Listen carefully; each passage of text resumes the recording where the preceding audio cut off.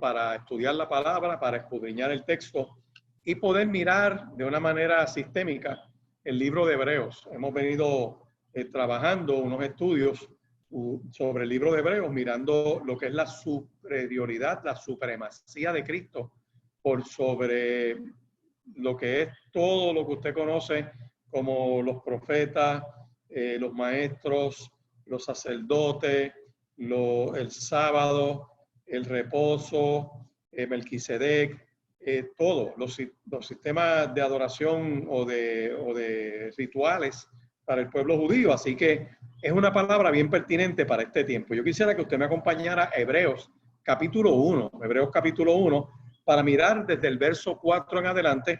Ya nosotros estamos viendo desde este primer capítulo que dice de entrada que Cristo es la suprema revelación de Dios a toda la humanidad.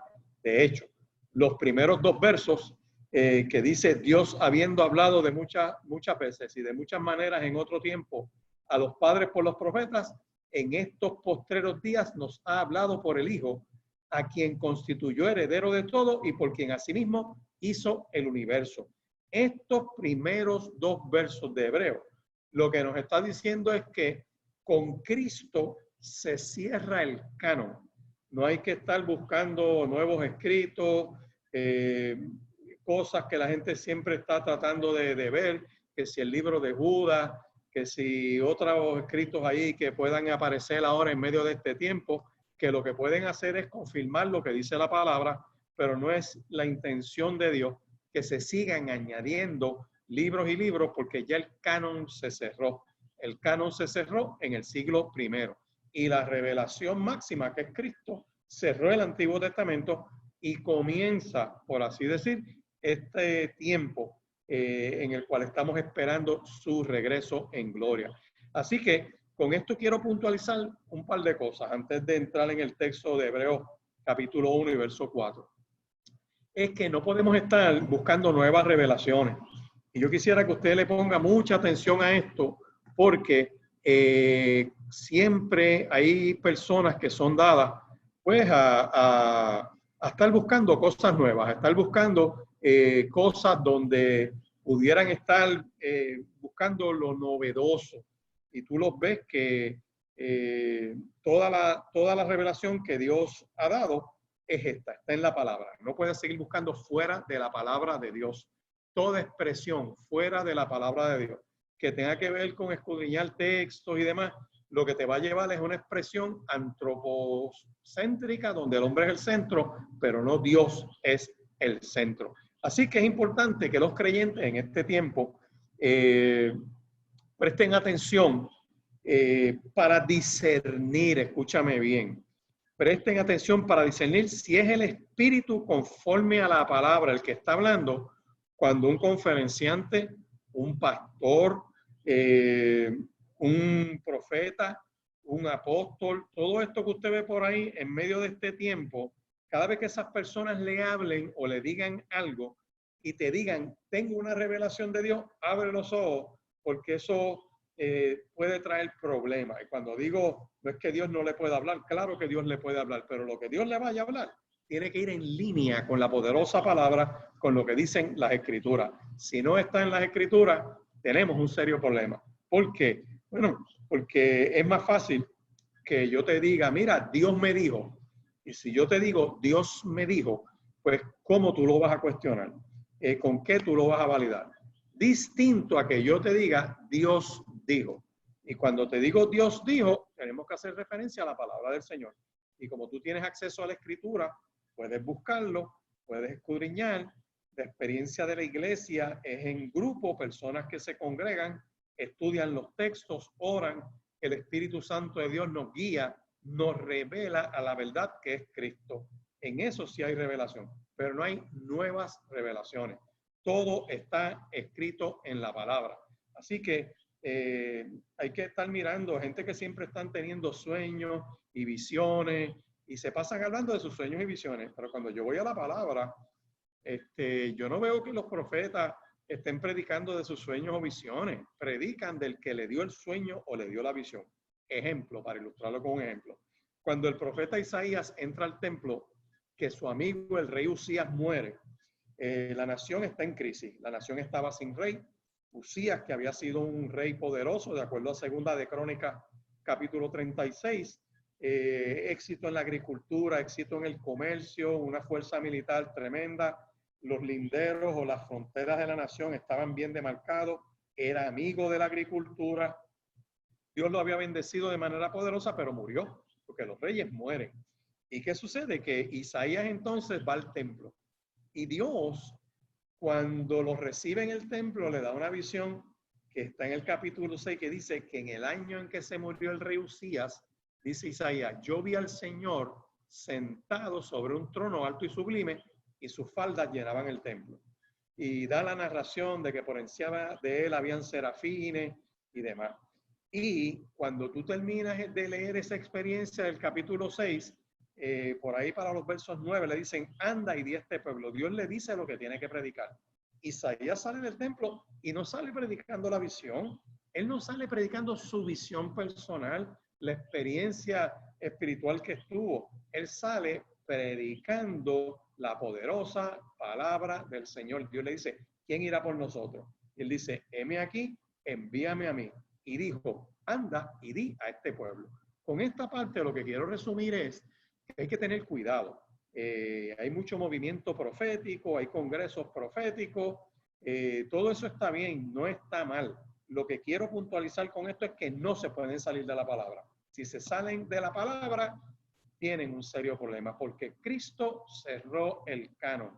Su presencia sobre la faz de esta tierra cerró el canon, todo está profetizado, y dice Hebreos capítulo 1, y Dios, que habló de muchas maneras en este tiempo, nos habla por medio del Hijo. Así que yo quisiera honrar el título de este estudio, que no es otro que la superioridad de Cristo. Cristo superior a profetas y ángeles.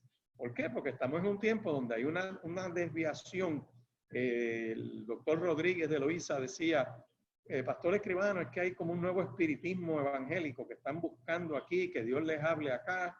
¿Dónde está hablando Dios? ¿A quién use? Y la gente sale buscando personas que Dios use para que le digan algo. Pero esas personas que se pasan buscando líderes y profetas y gente que le digan algo, por regla general son personas que no leen la palabra de Dios. Son personas que no escudriñan los textos. Y como están vacíos, no tienen conocimiento de la palabra, pues se les hace cómodo buscar a alguien que les ministre una palabra. Son los que se pasan diciendo, ora por mí, por favor, oran por mí, pero ellos no hacen una oración. Ellos no se pasan orando, ni pueden orar porque quieren tomar ventaja de la oración de otras personas. Claro que oramos por los unos por los otros, pero quiero puntualizar que Cristo es superior a los profetas. Un profeta no es otra cosa que un mensajero, un nabí, un portavoz de unas buenas nuevas. Y cuando yo voy al texto, una de las primeras distinciones que yo veo entre Cristo y los profetas es que los profetas hicieron algo que Dios les dio para compartir. En otras palabras, los profetas, Dios les da una asignación, Dios los llama. De hecho, está en el libro de Efesios capítulo 4. Dice que Dios comisionó a unos apóstoles, a otros profetas, a otros pastores y maestros para edificar el cuerpo de Cristo. Así que hay don profético en este tiempo, yo no tengo duda de eso, pero está enmarcado dentro de la palabra de Dios. Y quiero buscar en Primera de Corintios, capítulo 14, y lo puedes buscar conmigo, Primera de Corintios, capítulo 14, el verso 3, que dice bien claro que el que profetiza habla a los hombres para tres cosas. 1, edificación. 2, exhortación. Y 3, consolación.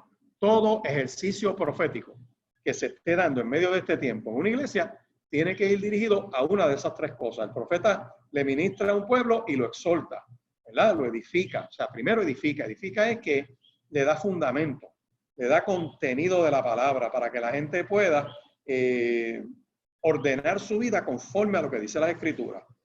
Podemos usar varios temas de familia, de temas de liberación, temas de mayordomía, temas de estilos de vida que honren y glorifiquen a Dios. El manejo de la finanza, la función de evangelística de cada uno, de dar testimonio, de ser luces en medio de las tinieblas, de cubrir a otros en oración, de tener misericordia por el necesitado. Todo eso está enmarcado en ese ministerio profético de la edificación, que las cosas se hagan conforme a lo que dice Dios en su palabra. Y los profetas, Dios les da esa gracia de confrontar con las escrituras para llevarlo, para ordenarlo hacia lo que es el plan y el propósito de Dios. Por eso los profetas confrontan socialmente a los poderes, como lo es el gobierno, como lo es las estructuras sociales, la economía, la educación, el ejercicio de gobierno. El que esté en un rol profético no está cómodo porque tiene que confrontar los poderes para que se ejerzan conforme a la poderosa palabra de Dios, a lo que Dios dice. Hacer las cosas como Dios dice. Por ejemplo, estas nuevas oficinas que ustedes ven por ahí, que es una mezcla de lo religioso con lo social, que el gobierno quiere tener un puente y todo ese tipo de cosas, pues es bueno, no está mal. Aunque hay una separación de iglesia y Estado, Dios no puede estar fuera del Estado. Hay portavoces de Dios, gente a quien Dios comisiona a llevar un mensaje. En este tiempo le toca a la iglesia. Este no es el tiempo de los caudillos. Este no es el tiempo de los grandes líderes que hacen las cosas y todo el pueblo se queda mirándolos a que ellos hagan las cosas. No, a cada uno les da la manifestación del Espíritu para provecho. Pero repaso, el profeta tiene la función de edificar, dos, exhortar. ¿Qué es exhortar? Llamar a los hermanos, rogarles que sean fieles a Dios, guiarlos de una manera amorosa, exhortándolos es guiándolos a que se metan con el propósito de Dios.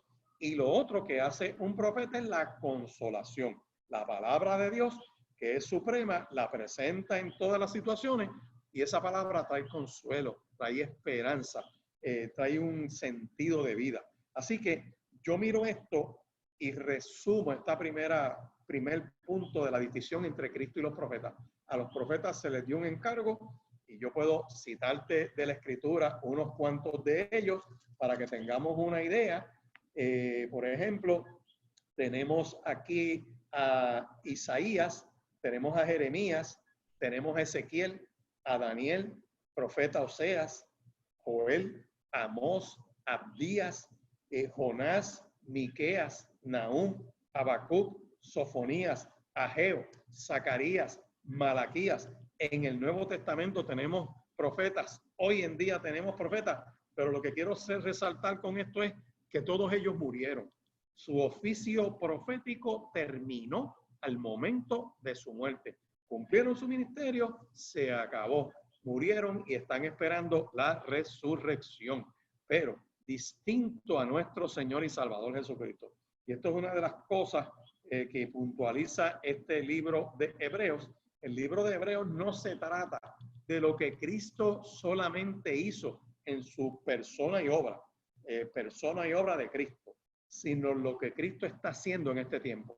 Cristo todavía está vivo, está exaltado a la diestra del Padre, está ejerciendo un oficio sacerdotal. Es profeta, rey y sacerdote.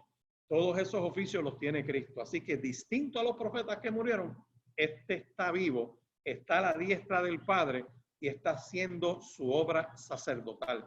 Por lo tanto, es el gran sumo sacerdote que nos da poder por su gracia. Y voy a Hebreos, vaya conmigo a Hebreos, capítulo 4, para que vayamos mirando las primeras diferencias entre Cristo y los profetas. Hebreos capítulo 4, usted va conmigo a estos versos 14 al 16. Dice, por tanto, teniendo un gran sumo sacerdote que traspasó los cielos, Jesús, el Hijo de Dios, retengamos nuestra profesión, porque no tenemos un sumo sacerdote que no pueda compadecerse de nuestras debilidades, sino uno que fue tentado en todo, según nuestra semejanza, pero sin pecado. Y escucha bien, tú y yo podemos acercarnos confiadamente al trono de la gracia. ¿Para qué? Para alcanzar misericordia y hallar gracia para el oportuno socorro. Así que este gran sumo sacerdote que está a la diestra de Dios, intercede por nosotros, está vivo y su oficio continúa actualmente. Así que esa es una de las primeras grandes distinciones. Los profetas dieron un mensaje, murieron, Cristo está vivo a la diestra del Padre y es intercesor y mediador entre Dios y nosotros. La segunda gran distinción es que Cristo es el Hijo de Dios. Vaya conmigo ahí a Hebreos capítulo 1. Dice que Dios habló en este tiempo por medio del Hijo. Dice, el cual siendo el resplandor de la gloria de Dios y la imagen misma de su sustancia, sustenta todas las cosas. O sea, que una cosa es que Cristo es Hijo de Dios, pero los profetas son hombres llamados por Dios. Es un profeta, es un hombre común al cual Dios llama, le da una unción con un mensaje y lo tiene que ministrar. Cristo es el Hijo de Dios. Aquí ya de entrada empiezan a tener problemas unos movimientos que hay por ahí que plantean que Cristo es un profeta más con otros profetas y que posteriormente a Cristo surgieron otros profetas. Ese es el caso del Islam. El Islam tiene un problema teológico serio en términos de lo que es la deidad de Cristo. Como no lo reconocen como Dios, pues lo reconocen como un profeta. Pero Cristo no es un profeta, Cristo es superior a los profetas. Y hay esta gran distinción. ¿Por qué? Porque es el Hijo de Dios. La tercera distinción, la vimos ahí en Hebreos capítulo 1, verso 3, que dice que Cristo es el resplandor de la gloria de Dios. Esa gloria de Dios, ese resplandor de esa gloria de Dios es lo que se conoce en el Antiguo Testamento como la Shekinah, que moraba en el tabernáculo y moraba en el templo. De otra manera, Cristo es al Padre lo que los rayos del sol son para el sol. Tú no puedes separar los rayos del sol, porque eso es imposible. Análogamente, Cristo es el resplandor de la gloria de Dios, o sea, es Dios mismo. Así que ningún profeta tiene eso. Ningún profeta puede en sí mismo mostrarnos al Padre. Por eso es que el único que puede decir, dijo, el que me ha visto a mí, ha visto al Padre, es nuestro Señor y Salvador Jesucristo. Mira esa tercera distinción, qué interesante. Por más que los profetas traten de proyectar lo que Dios les dio, podemos ver ejemplos en el Antiguo Testamento de símbolos que usaban. Jeremías usaba muchos símbolos. Lleva a una persona, lo lleva a la casa del alfarero y le dice, mira hacia el alfarero. Y con lo que el alfarero hacía sobre la rueda, le mostraba en la palabra que Dios le estaba dando. Tú puedes ver, por ejemplo, en una de las confrontaciones con los profetas, que él agarra un yugo de madera, se lo quitan unos profetas y rompen el yugo de madera. Y él agarra después uno de hierro y lo pone como un símbolo. Traten de romper ahora. Los profetas hacían señales, hacían diferentes manifestaciones, pero ninguno proyectaba la gloria de Dios. Así que esa es una tercera gran distinción entre los profetas y Cristo. Pero hay una cuarta distinción, mira qué interesante, ve conmigo ahí Hebreos capítulo 1. Dice que Cristo, dice, además de ser la imagen misma de su sustancia, quien sustenta todas las cosas con la palabra de su poder. Esto es bien importante porque Cristo es el creador del universo, porque por medio de él Dios hizo el universo. Esto está bien claro. Y antes de todas las cosas y todas las cosas en Cristo subsisten. Ven conmigo a Colosenses. Vamos un momento a Colosenses capítulo 1 para mirar estos versos, el verso 17 del capítulo 1 de Colosenses, que lo dice aquí de una manera tremenda. Dice, y él es antes de todas las cosas y todas las cosas en él subsisten. Así que Cristo estaba antes de toda la creación. Los ángeles fueron creados, los seres humanos fueron creados, el mundo que nosotros conocemos y el universo que nos conocemos es creado. Cristo participó en esa creación. Y esto es una gran distinción, ¿verdad? Ningún profeta creó nada. Así que esto es algo bien importante. El quinto punto por el cual tenemos una diferencia de la superioridad de Cristo a los profetas es que Cristo es el unigénito del Padre, es un solo Mesías. por definición, a quien Dios unge es al Mesías. Por eso es que nosotros vemos en Mateo capítulo 3, cuando Juan el Bautista está en el desierto, en su culto, ministrando al lado del Jordán, llevaba a la gente al Jordán, los bautizaba, y de momento, en una de esas experiencias que Juan tiene, se aparece Cristo. Me gusta mucho cuando el Evangelio según San Juan narra que Juan ve que Cristo se acerca y dice: he ahí el Cordero de Dios que quita el pecado del mundo. Y Cristo se le acerca y le pide que lo bautice. Cuando vamos a Mateo capítulo 3, vemos esa discusión entre Cristo y Juan, donde Cristo le pedía que lo bautizara. Juan no lo quería bautizar, porque el concepto que Juan tenía de Cristo está en el mismo Mateo. En Mateo se narra que Juan el Bautista decía: yo no soy digno de calzarle o atar el calzado del que viene detrás de mí, porque yo los bautizo a ustedes con agua, pero él se bautiza con Espíritu Santo y fuego. Pero dice algo más. Dice: su aventador está en su mano, y él meterá ese aventador, esa hoz, en la cosecha, y va a separar el grano de la paja.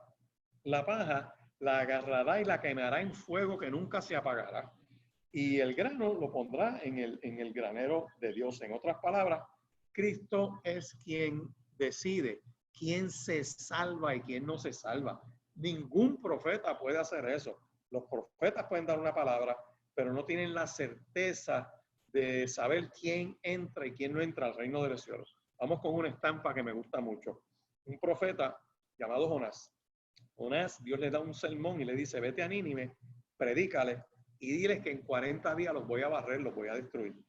Y Jonás, pues ustedes conocen esa narrativa, son 4 capítulos bien interesantes. Al principio no obedece, pero termina pues en el capítulo 3 yendo a Nínive y a predicar el mensaje. Y empieza a predicar el mensaje sencillo, un mensaje que no tiene misericordia, no tiene nada más que juicio. De aquí a 40 días Dios los va a destruir. Dice que la ciudad recibe el mensaje, el rey recibe el mensaje, todo el mundo se humilla, todo el mundo se postra y declaran ayuno y silicio, y Dios aparta ese juicio sobre Nínive en ese momento, porque seguimos escudriñando otros profetas y el juicio vino tiempo después. El juicio vino por la conducta de esa ciudad. Pero lo que quiero traer con el punto aquí es que Jonás se molesta porque Dios perdona a la ciudad de Nínive. Y hay ¿verdad? Esa discrepancia que tiene, pero a quien Dios define como Mesías es uno, y es Cristo. Por eso es que Juan, y lo distingo, por eso traigo el ejemplo de Jonás, porque Jonás es un profeta, da un mensaje, y lo que va a pasar solo Dios lo sabe. Pero cuando hablamos de Cristo, que es el que tiene el aventador en la mano, es el que determina, en él se determina quién se salva y quién se pierde. Por eso es que en el Evangelio según San Juan, capítulo 3, él dijo: y esta es la condenación, que la luz vino al mundo y los hombres amaron más las tinieblas que la luz, porque sus obras eran malas. Y como no quieren cambiar, aborrecen la luz. Esa es la condenación, rechazar a Cristo. Así que Cristo, cuando miramos ese bautismo de Juan, que finalmente Juan lo obedece, bautiza a Cristo, dice que los cielos se abren y el Espíritu desciende en forma de paloma y se postra sobre Cristo. Es una unción que viene de Dios y se oye en la voz de los cielos que dice: este es mi Hijo amado, en quien tengo complacencia. Así que por definición, al que Dios unge es al Mesías. Hay un solo ungido, un solo Mesías, un solo Señor y Salvador, Cristo Jesús, Señor nuestro. Ningún profeta tiene eso. Por eso es que hay que tener cuidado, porque profetas hay muchos, pero Cristo hay uno solo. Y está a la diestra del Padre y regresa en gloria. Con esto me detengo a recordarles una de las señales de los tiempos, que surgirán falsos cristos engañando a personas y los engañarán. Así que tenemos ahí una quinta diferencia entre Cristo y los profetas. Cristo es uno y los profetas son muchos. La sexta distinción es que Cristo trae un mensaje total y completo. No hay que añadirle más nada. Por eso es que cuando sigamos escudriñando el libro de Hebreos, nos vamos a dar cuenta que Él es el mediador, es el sacerdote del nuevo y mejor pacto con mejores promesas, porque el primer pacto era el que nos concientizaba de nuestra necesidad de un pacto perpetuo.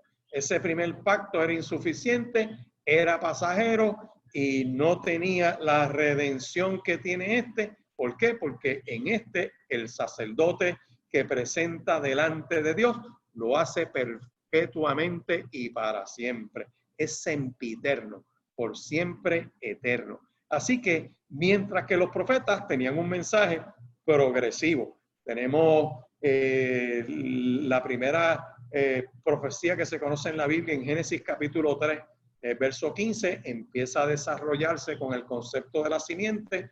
Dios se le aparece a Abraham, le empieza a hablar a Abraham en el capítulo 12, empieza esa promesa y esa revelación progresiva de Dios, primero con Abraham, después con Isaac, después con Jacob, después a través de las tribus, después a Moisés. Moisés guía a un pueblo y estamos viendo cómo después levanta un caudillo para cruzarlos a la tierra prometida, que era Josué. Surgen los jueces, Dios levanta entonces profetas para ir guiando a un pueblo, y toda esa revelación progresiva de los profetas era como por pedazos, era por segmento.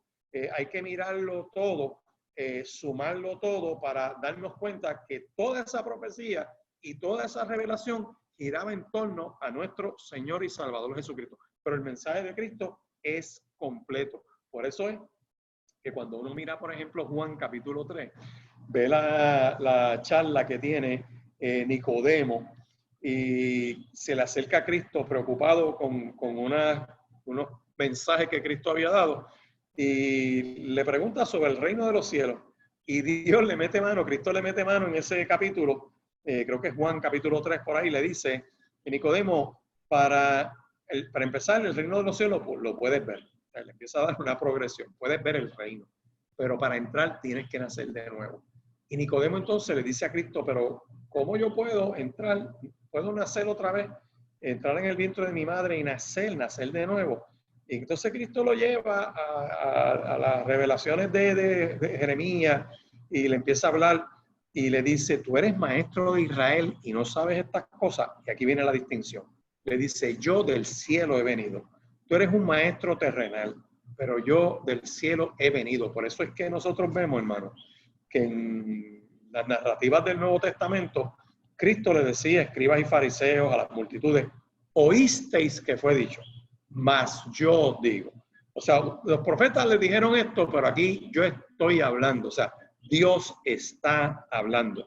Por eso es que nos habla por medio de la persona de Jesucristo. Así que los profetas hablaron de manera progresiva, dirigidos hacia nuestro Señor y Salvador Jesucristo. En séptima diferencia, y esta es bien importante, Mateo capítulo 3, que ya yo se lo mencioné, verso 17, nos dice algo, que en el bautismo de Cristo surge la voz de los cielos que dice, este es mi Hijo amado, en quien tengo complacencia. Pero eso no termina ahí. Vaya conmigo a Mateo capítulo 17 y versos del 1 en adelante. Es el pasaje de la transfiguración.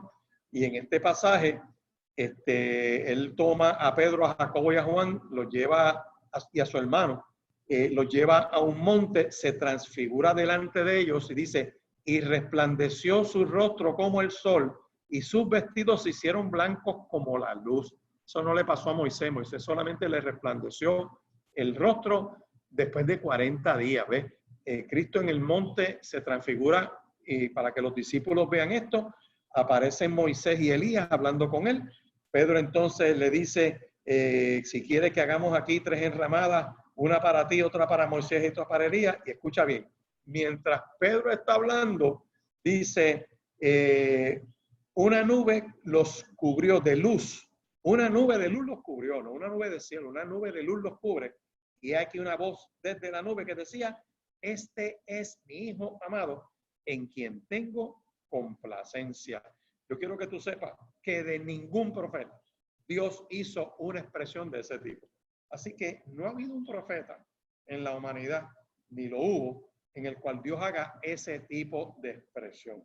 Y hay que tener cuidado porque por ahí hay farsantes, que quiere hacer trucos de magia, convierten el agua en vino, tratan de con la sombra de ellos en un culto con las luces, a ver si pasa algo. Y están con todo este tipo de detalles que distraen a la gente de lo que es la palabra de Dios. Y lo montan en el espectáculo, en llevar la atención a estos profetas de este tiempo. Así que míralo bien, Mateo 3:17, Mateo 17:5, Dios hablando, diciendo, este es mi hijo amado, en quien tengo complacencia. Una octava distinción entre los profetas y Cristo es que en múltiples ocasiones estos profetas estuvieron hablando del Cristo que habría de venir. Esto es en referencia, por ejemplo, a lo que dice la palabra del Señor, como en Isaías. Vamos a Isaías, conmigo Isaías capítulo 42. Isaías capítulo 42, verso 1, que dice, he aquí mi siervo, yo le sostendré, mi escogido, en quien mi alma tiene contentamiento. He puesto sobre él mi espíritu, traerá justicia a las naciones. Otra de las profecías sobre el Mesías, o sea, los profetas hablaban del Mesías. Cristo no está hablando de los profetas. Cristo no está pronosticando que viene otro profeta y que su oficio profético va en línea con los que vienen detrás de él. Es que este es el último, es la última revelación de Dios para la humanidad. Por eso es que los profetas hablaban de Cristo. Isaías 42:1. Este es mi siervo, lo tomaré de mi mano, mi escogido, lo he puesto sobre él mi espíritu y traerá justicia a las naciones. Eso lo vemos en el bautismo y en la transfiguración. 2. Cuando Daniel, capítulo 7, Daniel tiene un sueño y Dios en ese sueño le da una visión. Vaya a Daniel capítulo 7, un momento, versos 9 y 10, que dice que durante esta visión Daniel dice, estuve mirando hasta que fueron puestos tronos y se sentó un anciano de días, cuyo vestido era blanco como la nieve y el pelo de su cabeza como lana limpia. Su trono llama de fuego y las ruedas del mismo fuego ardiente. Un río de fuego procedía y salía de delante de él. Millares de millares le servían y millones de millones asistían delante de él. El juez se sentó y los libros fueron abiertos.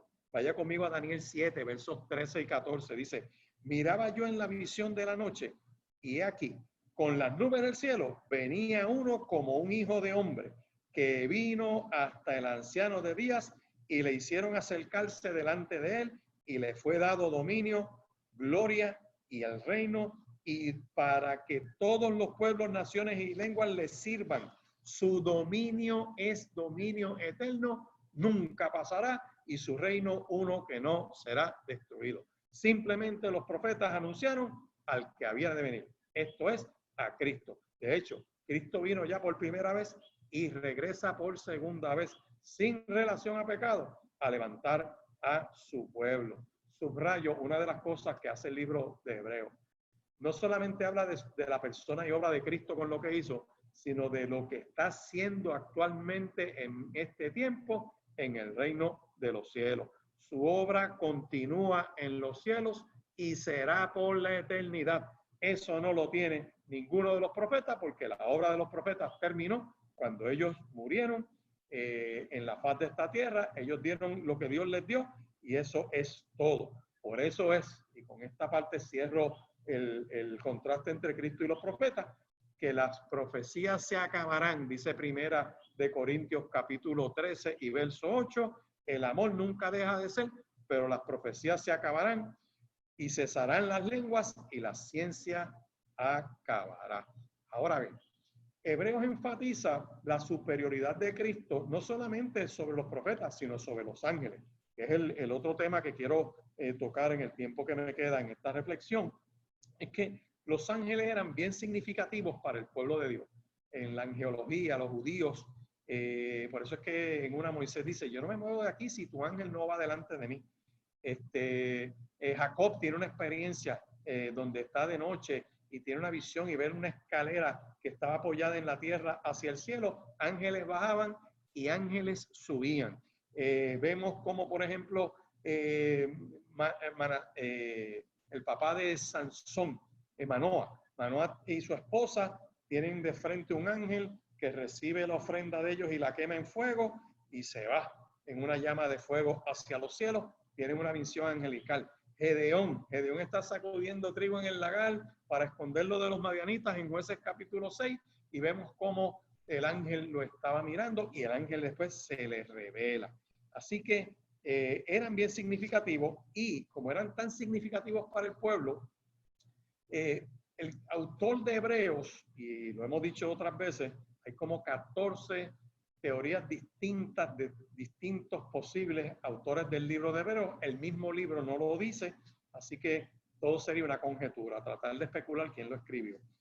Pero cita a Deuteronomio capítulo 33, donde narra la bendición que Moisés le da al pueblo. Y esto es bien importante porque él dice que Dios viene desde el monte Sinaí, se aparece en el monte Seguir, que resplandecía desde el monte de Parán y vino de entre 10 millares de santos, entre paréntesis, ángeles, con la ley de fuego a su mano derecha. O sea, que en la tradición del pueblo de Israel se entendía que Moisés recibe la ley en medio de una manifestación de los ángeles. Así que los ángeles tenían bastante, por así decir, tenían bastante respeto por parte del pueblo y se le dieron la ley a Moisés, que era el caudillo más grande que el pueblo de Israel tenía. Había una tendencia a estar pendiente de los ángeles. Y como el pueblo de Dios que se convierte a Cristo, judíos que se convierten en Cristo, hacen esta distinción, porque esta epístola va dirigida a pueblo judío que ha creído en Cristo para que no regresen para atrás, para que no vuelvan a los festivales, a que no vuelvan a las ordenanzas, a que no regresen a la ley, porque si regresan a la ley y la tratan de cumplir, no la van a poder cumplir. Dice Esteban durante su juicio y ejecución, en Hechos capítulo 7, verso 53, que el pueblo de Israel recibió la ley por disposición de los ángeles. Dice, y no la guardaron. Dice, en la epístola a los Gálatas, el apóstol Pablo le escribe a la iglesia de Gálatas y les menciona que la ley fue añadida a la promesa para mostrarle a la gente sus pecados, pero que la intención era que la ley durara solo hasta la llegada del Mesías prometido. Y Gálatas 3:19 dice que por medio de ángeles Dios entregó su ley a Moisés, quien hizo de mediador entre Dios y el pueblo. Y entonces Hebreos dice, mira, para que ustedes tengan las cosas claras, Cristo creó los ángeles. En el principio era el verbo y el verbo era con Dios y el verbo era Dios. Es Dios mismo, es la imagen de Dios mismo, así que es superior a los ángeles. El autor del libro de Hebreos, quiere asegurarse de que el pueblo cristiano tenga claro quién es Dios. Por eso es que me gusta esta distinción que hace en el capítulo 1, desde los versos 4 al 14. Voy a leer en esta nueva traducción viviente, donde dice, esto demuestra que el Hijo es muy superior a los ángeles, así como el nombre que Dios le dio es superior al nombre de ellos. Así que ya tú tienes una distinción entre Cristo y los ángeles. Cristo no es un ángel más, como dicen los mormones, o como dicen los ruselistas, o como dicen los islámicos, los mahometanos, que Cristo era un ángel más. No, Cristo no era un ángel más, es Dios mismo. Pero hay algo bien interesante también en estos versos 4 al 14. Vaya conmigo al verso 6. En el verso 6 de Hebreos capítulo 1 dice de una manera bien directa, además, cuando trajo a su Hijo Supremo al mundo, a su Hijo unigénito, Dios habló y dijo, que lo adoren todos los ángeles de Dios. Esto es bien importante porque cuando aquí está hablando, y mucha gente se confunde con este término de primogénito. Primogénito no siempre significa el primer hijo. En el caso de primogénito, aquí se está refiriendo. Es digno de adoración. Acuérdate que nos dice esta palabra, que Dios le dijo a los ángeles, adórenlo. Por eso es que cuando Cristo se encarna en Belén de Judea, aparecen las huestes celestiales y la multitud de ángeles diciendo gloria a Dios en las alturas y en la tierra paz y buena voluntad para con los hombres. Así que tenemos que recordar que el término primogénito en la Biblia no siempre significa que se nació primero, y quiero ¿verdad? Enfatizar eso. Si usted va, por ejemplo, al Salmo 89, vaya conmigo un momento al Salmo 89, verso 27, Salmo 89, verso 27, para que usted se vaya dando cuenta de que se habla de Salomón como el primogénito. Salmo 89, verso 27, se refiere a Salomón como el primogénito. Yo también le pondré por primogénito, el más excelso de los reyes de la tierra, y por ahí sigue hablando. Aunque de acuerdo a la genealogía de Primera de Crónicas, capítulo 3, versos del 1 al 5, él era el 10º hijo. Sin embargo, se está hablando no que sea el primer hijo, en este caso era el 10º, sino en cuanto a honor, es un título de honor y un título de rango, porque en el caso de Cristo, pues es el primogénito de entre los muertos, el soberano de los reyes de la tierra, todo fue hecho por medio de él para él, él es el resplandor de la gloria de Dios, es la imagen misma de Dios, de su sustancia, por eso es el único que puede decir, el que me ha visto a mí, ha visto al Padre. Así que es el primogénito entre los muertos, dice Colosenses capítulo 1 y verso 18, porque cuando Cristo vino al mundo, los ángeles lo adoraron. Cuando voy aquí mismo a Hebreos capítulo 1 y verso 7, me da otra distinción entre Cristo y los ángeles. Es que se hace referencia, y en esto todos los comentarios que me encuentro, se utilizan 7 pasajes del Antiguo Testamento en referencia a los ángeles, contrastándolos con Cristo, para que la gente vea que desde el principio se está hablando del Mesías que ha de venir, que es superior a los ángeles. Y aquí se hace referencia en el verso 7 de Hebreos, capítulo 1 y verso 7, cuando dice, pero con respecto a los ángeles, dice, él envía a sus ángeles como vientos y a sus sirvientes como llamas de fuego. Esto es una metáfora bien interesante en referencia al Salmo 104, que, verso 4, que dice, él hace a los vientos sus mensajeros y a las flamas de fuego sus ministros. Los ángeles son mensajeros de Dios, portadores de un mensaje que Dios da. Me detengo aquí para enfatizar un punto bien importante, y no quiero que se me olvide, que por eso es que el apóstol Pablo dice, miren, tengan cuidado, este es el evangelio, no hay otro evangelio. Y si aún apareciera un ángel anunciando otro evangelio, no le crean. O sea que ya el canon se cerró con la revelación que es de Cristo.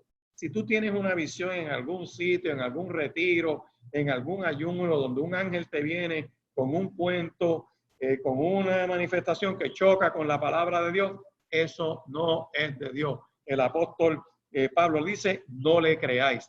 Y avanzo en estos minutos finales que me quedan.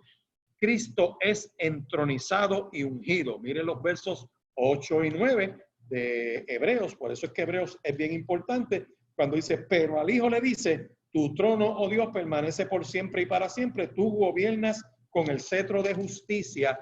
Amas la justicia y odias la maldad. Por eso, oh Dios, tu Dios te ha ungido, derramado el aceite de alegría sobre ti, más que sobre cualquier otro. Estos versos 8 y 9 son una referencia al Salmo 45, versos 6 y 7, que dice, tu trono, Dios, es eterno y para siempre, cetro de justicia es el cetro de tu reino, has amado la justicia, aborrecido la maldad, por tanto Dios te ungió, el Dios tuyo, con óleo de alegría, más que a tus compañeros.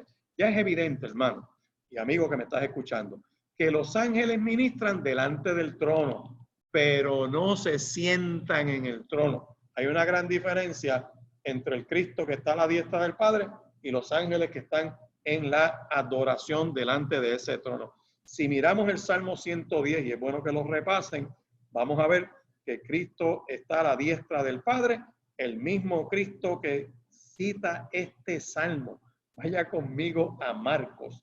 En Marcos capítulo 14, verso 62, se lo voy a leer, Marcos capítulo 14, verso 62, el mismo Cristo cuando está en el juicio que le hace en el patio de Anás, Caifás y sus secuaces, Es interesante porque ellos le dicen, ¿eres tú el Mesías, el Hijo del Bendito?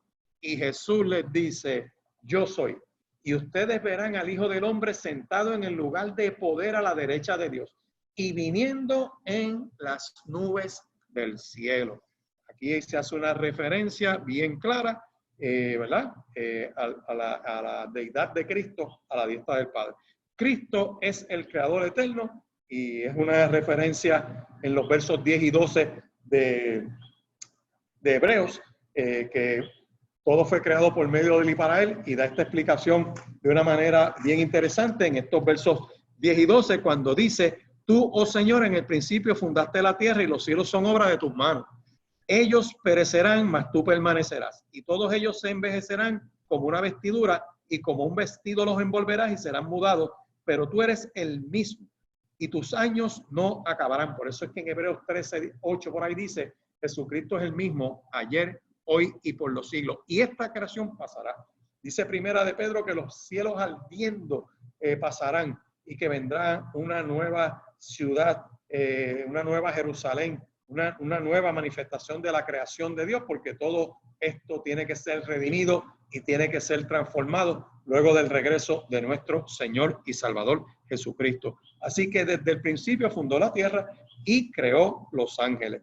Finalmente, Cristo es soberano. Los ángeles son sus siervos. Vaya conmigo a los versos 13 y 14. Pues, ¿a cuál de los ángeles Dios les dijo jamás, siéntate a mi diestra hasta que ponga a tus enemigos por estrado de tus pies? No son todos espíritus ministradores enviados para servicio a favor de los que serán herederos de la salvación. Así que esto es una referencia al Salmo 110, donde Jehová dijo a mi Señor, siéntate a mi diestra hasta que ponga a mis enemigos como estrado de tus pies. Es interesante que Cristo citó ese salmo durante su juicio. Miren Mateo capítulo 26, verso 64, y dice, verán al Hijo del Hombre regresar desde la diestra de Dios y vendrá en gloria. Los ángeles fueron seres creados por Dios para hacer su voluntad y no la voluntad del hombre. Hay gente que se pasa dándole órdenes a los ángeles y hacen unos disparates en las oraciones. Mire, Dios es el que mueve los ángeles, Dios es el que los envía, Dios es el que lo hace. Dios no le prometió a sus ángeles, escúchame bien, que reinarían en el mundo postrero. En Hebreos capítulo 2, verso 5, es más, no son los ángeles quienes gobernarán en el mundo futuro del cual hablamos, porque en Cristo, en cierto lugar, las escrituras dicen que son simples mortales los que piensen, que son los simples mortales para que piensen en ellos, o el Hijo del Hombre para que te preocupes por él. Sin embargo, lo hiciste poco menor que los ángeles y lo coronaste de honor y de gloria, le diste autoridad sobre todas las cosas. Finalmente, los ángeles, Dios no les prometió que reinarían, sino que es Cristo, Rey de reyes, Señor de señores, que está sentado a la diestra del Padre. Hay una nota interesante, los ángeles no pueden morir, pero tampoco pueden salvar a los pecadores ni restaurar el dominio perdido por el hombre a causa por el pecado. Esa es la obra de Cristo, que reconquistó el dominio de lo perdido por el hombre. Vaya a Efesios, y con esto estoy cerrando esta palabra de esta hora. Efesios capítulo 1, versos 20 al 23, que dice, la operación del poder de la fuerza, la cual operó en Cristo, le resucitó de los muertos, lo sentó a la diestra en los lugares celestiales, sobre todo principado y autoridad y poder y señorío, y sobre todo nombre que se nombra, no solamente en este siglo, sino también en el venidero. Sometió todas las cosas bajo sus pies y lo dio por cabeza sobre todas las cosas a la iglesia, la cual es su cuerpo, la plenitud de aquel que todo lo llena en todo. Así que esa es la obra de nuestro Señor y Salvador Jesucristo. Y finalmente te exhorto a que prestes atención a las verdades expuestas en este libro para que no te desvíes y te deslices de esta verdad eterna. Padre, en el nombre de Jesús, bendice este pueblo que ha escuchado esta palabra, que tu Espíritu Santo la haga viva en su mente y en su corazón, que advengan a esta entrega y recibirte como Señor y Salvador y que escribas su nombre en el libro de la vida. Llénalos de tu Espíritu Santo. En el nombre de Jesús. Amén y amén. Dios te bendiga y Dios te guarde.